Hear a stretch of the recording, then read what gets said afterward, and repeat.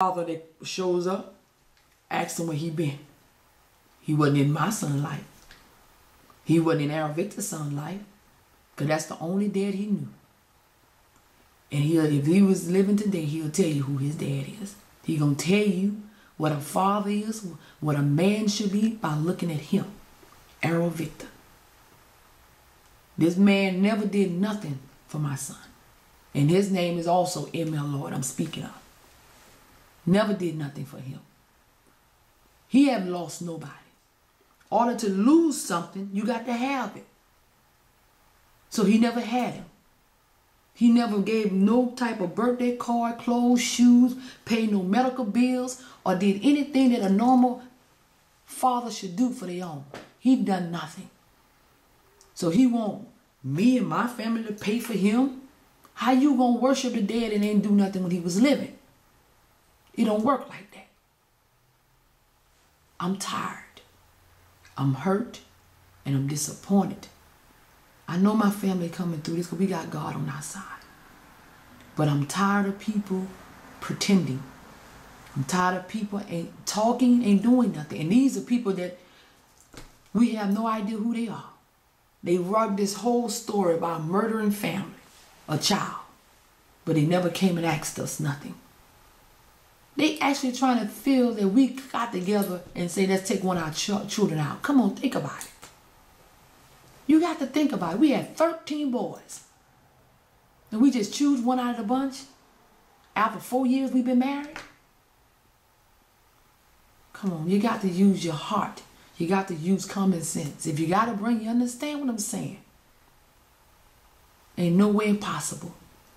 Ain't no murderers in my family. Not one. Look at the records.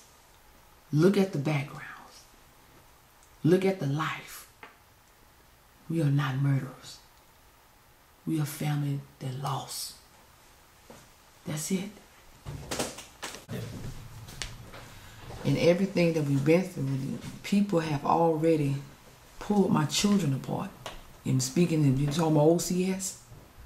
They should be OCS overcome Satan.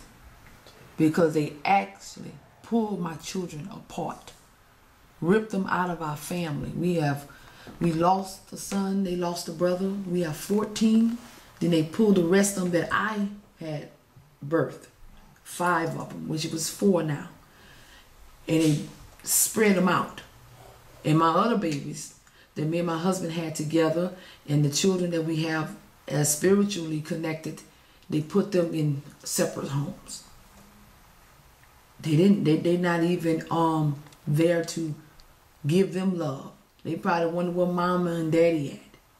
Who are these strange people? And I know they calling my name. I know they missing their dad. I know they missing their brothers. Because we was a unity. We was under one roof. We was family. And they sit there and take my family apart and interrupt their minds and threaten them. They tell the children I had gave birth to and tell them that I didn't want to be with them. I'm visiting my husband's children and she don't want to see y'all. So they create this big fiction of wickedness for my children, for them to be wherever these so-called fathers they with. And they use that with lies and betrayal. And it's not right. It's not right at all because they are my children. I had 13 children, lost 1.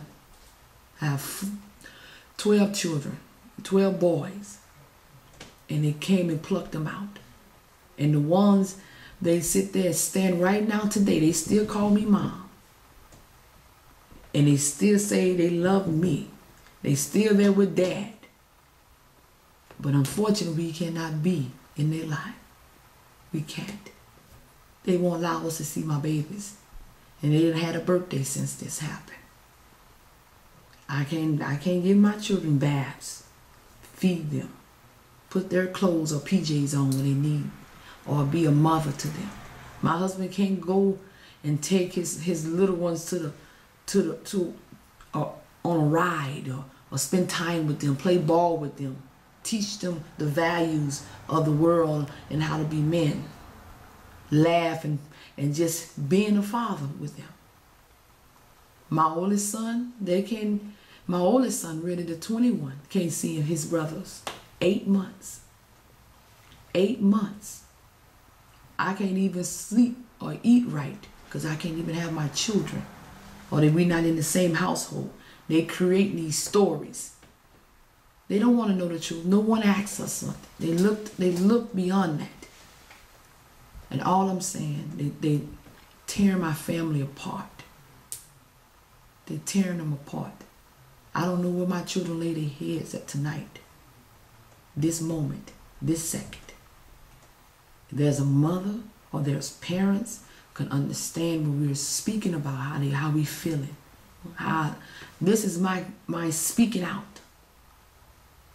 This is me speaking out, like taking the bag off my mouth on my own.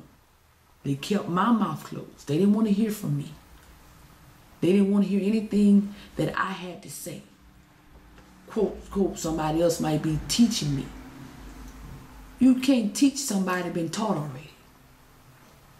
I have a brain too. I have my own opinion. I got a heart. I have feelings. I have a life. It ain't yours. It's my life. So I am the only one can speak my life, and as my family, as a mother, as a wife, as a woman of God, as a good person, and one that is hurting because her child is gone, and then they come and get the rest and just separate them. That's how they do. They treat my children like trash. Drop them off and pick them up. And OCS should never have the right over anybody's child. No one. They don't have a heart. They're not for no best interest of the child at all. They about themselves. They're taking it personal. And yet, I'm going to be honest with you. And there's a lot of people don't want to hear the truth. OCS is a lot of women's. And I can name names. You got one name that sit there and tells me how I'm doing. How I'm supposed to be doing that my child is gone. Or my family have been plucked out. All you got to do is just allow to have a heart for yourself and see this. They murdering a family. That's what they doing. They murdering my husband, integrity, his life, his belief, his faith.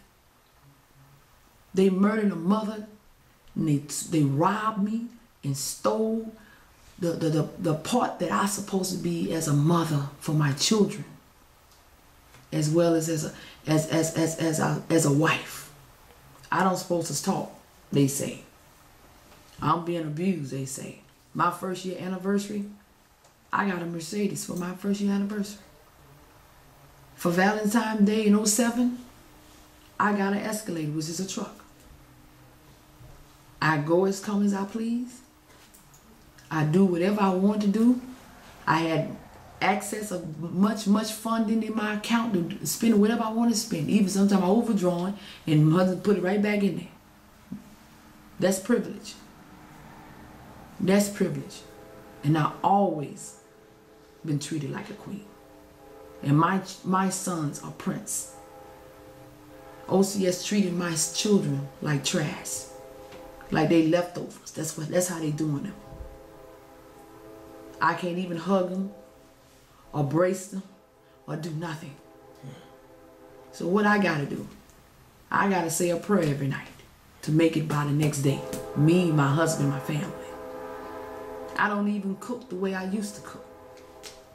Sometimes I find myself cooking more than what I always cook, and realize ain't nobody at the table with me and my husband and my son.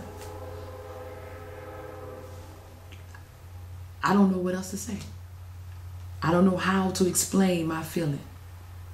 They robbed me and my husband, my family. They putting tragedy on top of a tragedy. Period. All you got to do is have a heart, the Spirit of God. We need somebody to understand this and have the love of Christ in them and feel the pain that we're going through every day. They're trying to steal and rob, destroy our lives.